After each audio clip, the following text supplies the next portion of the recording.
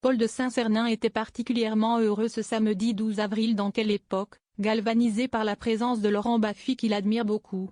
La réciproque est vraie aussi puisque l'ancien sniper de Thierry Ardisson dans Tout le monde en parle, venu parler de ses caméras cachées diffusées sur sa chaîne YouTube, n'a pas tari d'éloges non plus sur le jeune humoriste.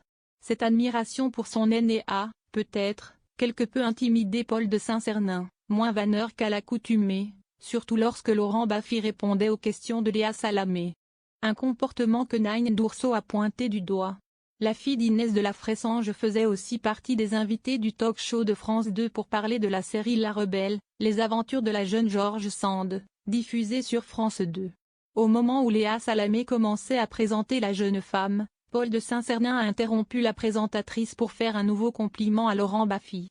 « Je peux dire un truc gentil 2 minutes ?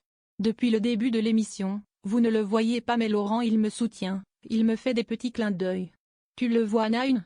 a alors demandé l'humoriste voyant l'actrice se retourner vers lui. « Non mais je vois que vous ne lui envoyez pas de petits scuds, a-t-elle répondu. « T'inquiète, j'en ai plein pour toi, a-t-il répondu du tac au tac alors qu'elle poursuivait. « Je me dis qu'il y a une espèce de petite connexion, vous vous regardez, vous vous faites des petits clins d'œil, c'est hyper mignon, a-t-elle encore déclaré. Je note effectivement que, depuis le début, il n'a pas osé attaquer Laurent Baffy, a renchéri Léa Salamé. Il y a du favoritisme ? A continué Nine Dourso. Non, c'est le boss. Si De Vinci vient dans la pièce, tu ne sors pas tes feutres et tu ne commences pas à dessiner ta petite maison. Tu laisses faire le boss, a expliqué Paul de Saint-Cernin. Léa Salamé a ensuite commencé l'entretien avec la comédienne. « Est-ce que c'est vrai que vos proches vous appellent Scrupulon ?» a demandé la présentatrice. « Waouh, vous commencez fort. »« Oui tout à fait, c'était inventé par ma mère, » a répondu la jeune femme avant d'être interrompue par Paul de Saint-Cernin. « Eh bien, c'est moche connasse. T'es contente là ?» s'est amusé l'humoriste. « Écoute-moi bien connard, » a répondu immédiatement Nine Dourso en se retournant vers lui.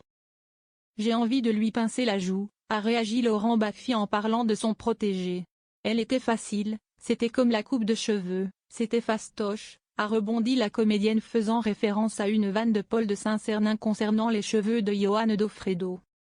Cet ancien cycliste, devenu consultant pour France Télévisions, avait raconté quelques instants plus tôt sa lutte contre une maladie rare qui pourrait lui faire perdre la vue en quelques années. « Aujourd'hui j'ai une question.